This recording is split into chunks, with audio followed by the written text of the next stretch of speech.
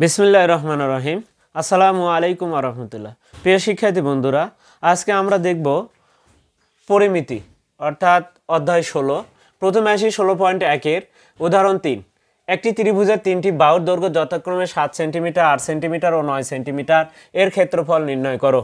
যখনই আমরা দেখব, ভালোভাবে শোনো, যখনই আমরা বুঝতে পারবো যে একটা ত্রিভুজের তিনটা বাহুর দৈর্ঘ্য দেওয়া আছে, এখন সেটা কিন্তু উল্লেখ থাকতে পারে, আবার অনেক সময় উল্লেখ নাও থাকতে পারে।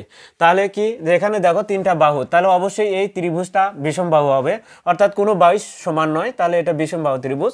আর এই ক্ষেত্রে তোমার প্রথম কাজটি হবে যে যদি কোনো ত্রিভুজের তিনটি বাহুর দৈর্ঘ্য আমরা যদি বুঝতে পারি যে তিনটা বাহুর দৈর্ঘ্য দেওয়া আছে, তাহলে সেই ক্ষেত্রে অবশ্যই যে সূত্রটি প্রয়োগ করতে হবে সেটা হচ্ছে রুট ওভার বাহুর দৈর্ঘ্য, অর্থাৎ S into S minus A S minus B into S S minus C. প্রিয় শিক্ষার্থীরা, এখানে এসটা কি? এখন এসটা হচ্ছে, আমরা যদি কোনো ত্রিভুজের তিনটা বাহুর দৈর্ঘ্যকে যোগ করি, তাহলে ধরো এ বি সি একটি আমার ত্রিভুজ, আমি নামকরণ করলাম। তাহলে এটা যদি আমি 7 সেন্টিমিটার ধরি, এটা 8 সেন্টিমিটার, এটা 9 সেন্টিমিটার, তাহলে সেই ক্ষেত্রে দেখো আমাদের এই 7 সেন্টিমিটার, 8 সেন্টিমিটার আর 9 সেন্টিমিটার, এই তিনটা বাহু যদি যোগ করি, কোনো ত্রিভুজে যদি তিনটা বাহু যোগ করা হয় দৈর্ঘ্য, তাহলে যে দৈর্ঘ্যটি পাওয়া যাবে সেটাকে হবে পরিসীমা। তাহলে পরিসীমা কি বলা হচ্ছে, কোনো ত্রিভুজে যদি আমরা তিনটা বাহুর দৈর্ঘ্যকে যদি যোগ করি, তাহলে সেটা আমরা ওই ত্রিভুজের পরিসীমা পাবো। যদি চতুর্ভুজ, তাহলে চতুর্ভুজের ক্ষেত্রেও কিন্তু একই কথা, চার বাহুর যোগ করলে, চার বাহুর দৈর্ঘ্য যদি যোগ করি, তাহলে সেই ক্ষেত্রে ওই চতুর্ভুজের আমরা কি পাবো? পরিসীমা পাবো। এখন আসি আমরা তাহলে এই ত্রিভুজের তিনটা বাহু যদি যোগ করি, তাহলে আমরা পরিসীমা পাবো। আর এই পরিসীমাকে যদি আমরা 2 দ্বারা ভাগ করি, তাহলে আমরা এস, অর্থাৎ পরিসীমাকে 2 দ্বারা ভাগ করলে কি পাবো? অর্ধ পরিসীমা, অর্ধেক পাবো, পরিসীমার অর্ধেক। আর ওই অর্ধেকটাকে আমরা বলা হচ্ছে এখানে এস। তাহলে প্রিয় শিক্ষার্থীরা, আমরা তাহলে এখন দেখো এই সূত্রতে, আর বাহুর দৈর্ঘ্যকে আমরা এ ধরতে পারি, এটাকে আমরা বি ধরতে পারি, আর 9 যেটা আছে সেটাকে আমরা সি ধরতে পারি। তাহলে এখন 3 নাম্বার ধরুন, তাহলে আমরা যদি কোনো সময় বুঝতে পারি যে তিনটি বাহুর দৈর্ঘ্য দেওয়া আছে, তাহলে সেই ক্ষেত্রে অবশ্যই এই সূত্র প্রয়োগ করে করতে হবে। তাহলে দেওয়া আছে, আমি যদি লিখি, দেওয়া আছে ত্রিভুজের তিনটি বাহুর দৈর্ঘ্য, দেওয়া আছে ত্রিভুজের তিনটি বাহুর দৈর্ঘ্য,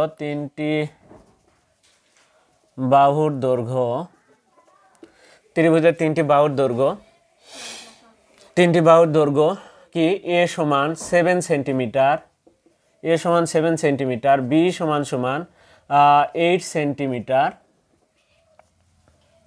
সেন্টিমিটার, এবং শেষেরটাকে আমি এবং লিখেছি দৈর্ঘ্য, তিনটি বাহুর দৈর্ঘ্য সি সমান হচ্ছে 9 সেন্টিমিটার।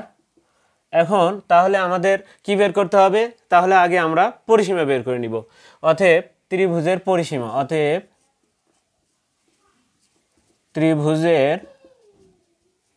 পরিসীমা, তারপরে কিন্তু আমরা অর্ধ পরিসীমা পাবো। একবারেও বের করা যেত, আমরা 2 দ্বারা যদি ভাগ করি, তাহলে সেই ক্ষেত্রে একবারে অর্ধ পরিসীমা এস লিখেও কিন্তু করা যেত। আমরা যাই হোক অর্ধ পরিসীমা লিখতে পারি। ত্রিভুজের অর্ধ পরিসীমা লিখে কিন্তু এই 3টা যোগ ভাগ 2 লিখে দিলে হবে এস সমান।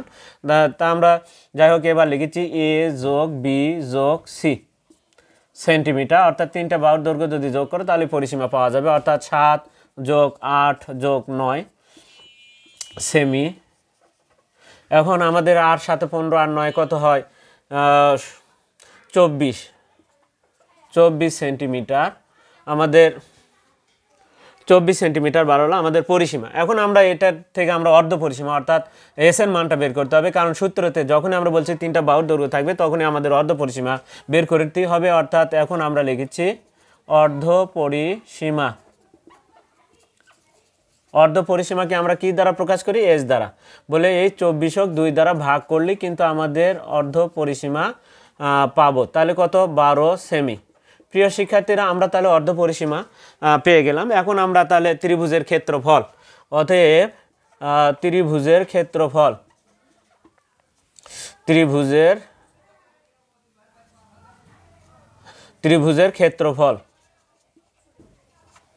ক্ষেত্রফল কি? Root over S into S minus A S minus B into S minus C.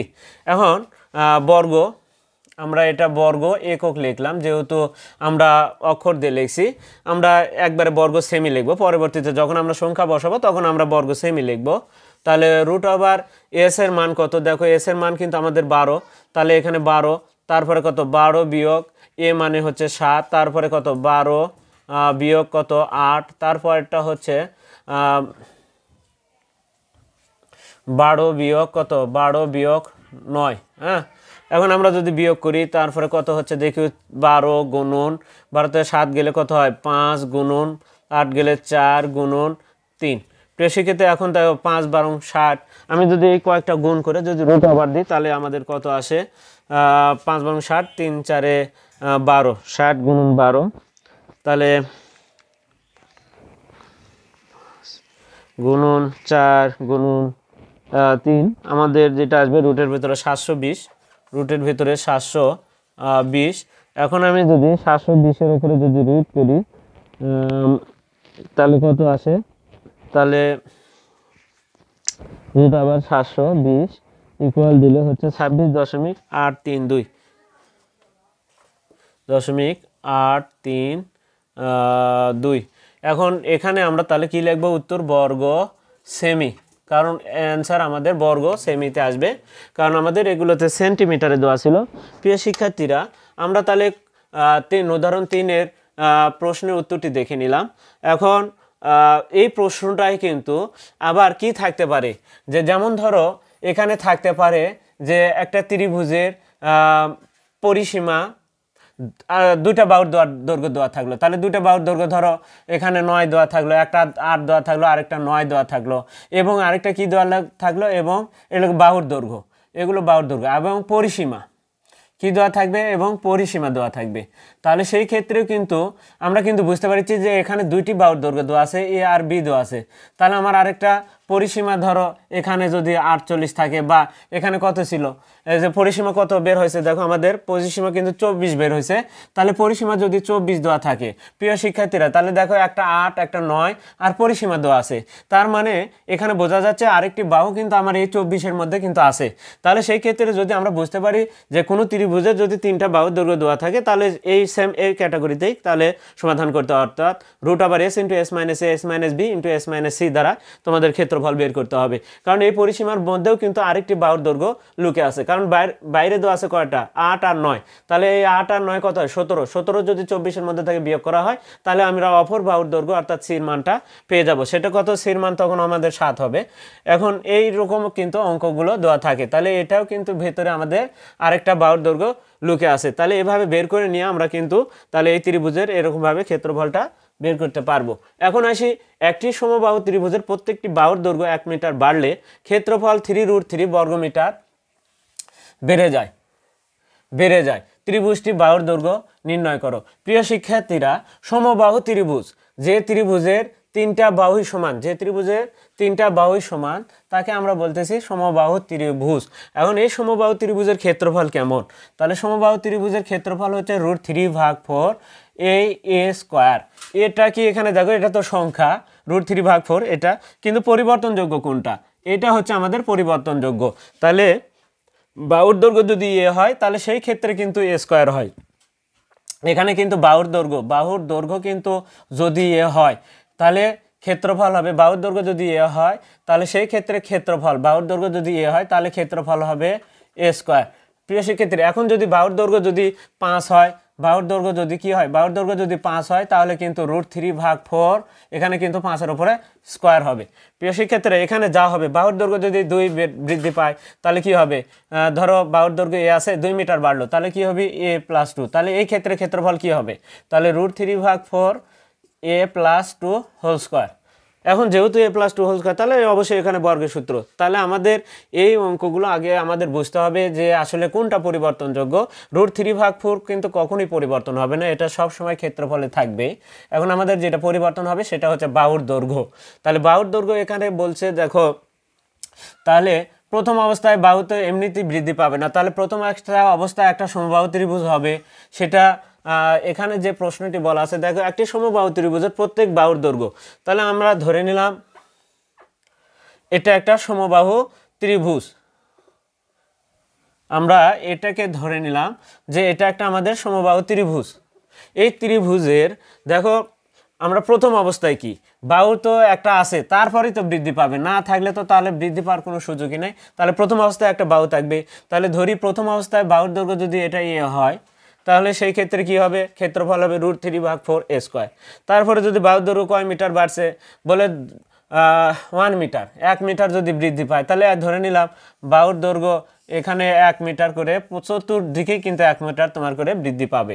তাহলে এটা যদি হয়, তাহলে 1 মিটার বাড়লে তাহলে কি হবে, a+1, অর্থাৎ এর থেকে 1 মিটার বাড়ছে, তাহলে বাড়লে কি করতে হবে, যোগ করতে হবে, আর যদি কমে তাহলে বিয়োগ করতে হবে যা থাকবে তার থেকে। তাহলে এটা হবে প্রথম অবস্থায় ক্ষেত্রফল, আর দ্বিতীয় অবস্থায় ক্ষেত্রফল হবে এটা দ্বারা। তাহলে প্রিয় শিক্ষার্থীরা, এখন আমরা যদি 4 নম্বর উত্তরটা লিখি, তাহলে লিখবো আমরা ধরি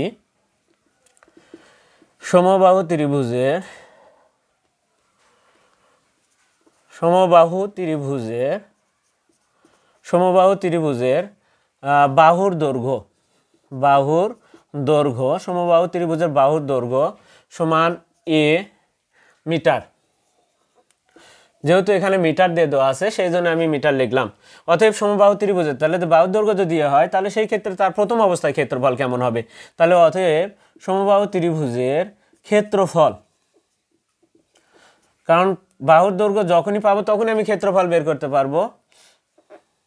ক্ষেত্রফল সমান সমান কি √3/4, বলে বাহু কি a, তাহলে এর ওপরে স্কয়ার হবে, সাইডে যেহেতু এটা ক্ষেত্রফল তাহলে বর্গ মিটার হবে। প্রিয় শিক্ষার্থীরা, আমরা তাহলে বর্গ মিটার লিখে নিলাম। এরপরে আসি মিটারে লেখা দিলাম।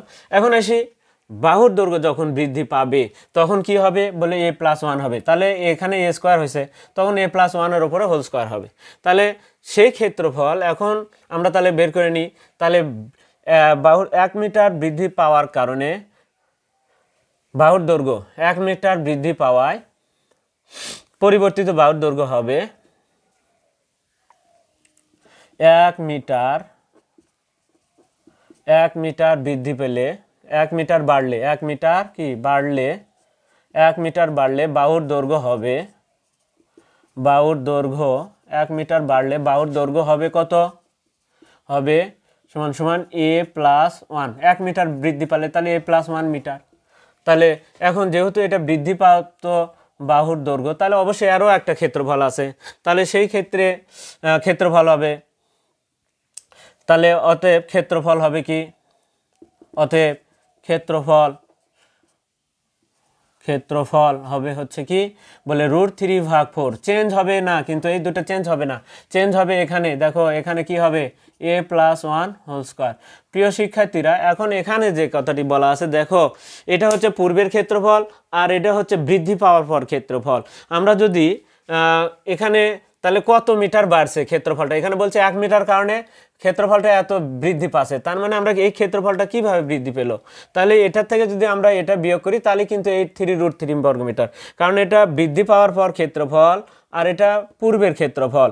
আমরা যদি বৃদ্ধি পাওয়ার ক্ষেত্রফল থেকে যদি আগের ক্ষেত্রফলটা বিয়োগ করি তাহলে কতটুকু ক্ষেত্রফল বাড়ছে সেটা কিন্তু পাওয়া যাবে, তার মানে আমরা যদি এটা থেকে এটা বিয়োগ করি সমান সমান 3√3 হবে। এখন তাহলে আমরা শর্ত মতে বা প্রশ্ন মতে লিখতে পারি, তাহলে আমি শর্ত মতে লিখলাম, শর্ত মতে কি √3/4 a+1 whole square minus √3/4 a square সমান সমান কতটুকু বৃদ্ধি পাইছে, বলে 3√3। তাহলে আমরা 3√3। এখন আসি, দেখো আমরা এখান থেকে একটা কাজ করতে পারি, সেটা হচ্ছে দেখো 3√3 কে আমরা এই সাইডেও আছে অর্থাৎ 3√3/4 আর দুই পদই আছে, দুইটা পদের মধ্যে কিন্তু √3/4 আছে, আমরা √3/4 কে আমরা কমন নিলাম। তাহলে কমন নিলে এখানে কি থাকবে, দেখো কমন নিলে a+1 হোল স্কয়ার থাকবে, আর এখান থেকে চলে গেলে -a² থাকবে। এখন 3√3, এখন এই √3/4 কে যদি অপোজিট পাশে পার করে দেওয়া হয় তাহলে দেখো 4টা আছে ভাগ, যা গুণ হবে, আর √3টা আছে গুণ, তাহলে নিচে যাবে, অর্থাৎ ওপরে থাকলে নিচে যাবে আর নিচে থাকলে ওপরে যাবে।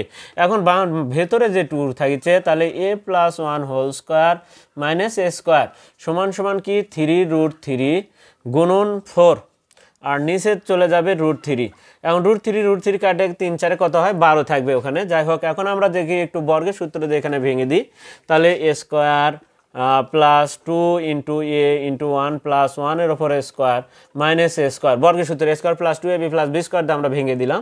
এখন এখানে কাটলে √3 কেটে যায়, 3 4 12 থাকে। এখন দেখো তাহলে কি হচ্ছে a square plus 2a plus 1 minus a square সমান সমান কত 12। এখন দেখো ধনাত্মক a স্কোয়ার আর ঋণাত্মক a স্কোয়ার কিন্তু আমাদের কেটে গেল, থাকলো কি 2a প্লাস 1। দেখো 2a প্লাস 1, এখন আমরা যদি 1কে পার করে দিই তাহলে কি হবে, আমাদের কিন্তু 1টা পার হয়ে যায় কিন্তু মাইনাস হবে। তাহলে মাইনাস আমরা তাহলে এখন এই সাইডে যদি লিখি তাহলে কেমন হচ্ছে কতটুকু দেখো, তাহলে 2a প্লাস 1 সমান সমান কত 12। এখন আমরা যদি 2a সমান সমান 12 মাইনাস 1 বা কত হচ্ছে 2a সমান সমান 11, আর a কে রেখে যদি 2কে পার করে দেওয়া 11 ভাগ 2 অর্থাৎ 11কে আমরা যদি ভাগ করি অতএব a সমান সমান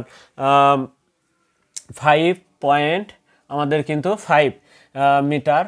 তাহলে অতএব এ যেহেতু আমাদের দেখো বাহুর দৈর্ঘ্য কি ধরছিলাম এ ধরছিলাম, তাহলে কিন্তু আমাদের প্রশ্নে বলছে যে বাহুর দৈর্ঘ্য নির্ণয় করো। অতএব বাহুর দৈর্ঘ্য নির্ণয় বাহুর দৈর্ঘ্য অতএব নির্ণয় বাহুর দৈর্ঘ্য কত সমান সমান 5.5 মিটার। আমাদের এটাই উত্তর। প্রিয় শিক্ষার্থীরা আমরা তাহলে উদাহরণ 4-এর প্রশ্নটা দেখে নিলাম। এই উদাহরণ 4-এর মতো কিন্তু তোমাদের অনুশীলনীতে আরেকটি 5 নাম্বার প্রশ্ন সম্ভবত আছে। তাহলে এটা যেভাবে হবে ওইটাও কিন্তু একইভাবে হবে। এটা কিন্তু গুরুত্বপূর্ণ একটা অঙ্ক, বিভিন্ন বোর্ডে কিন্তু এই প্রশ্ন এসে থাকে।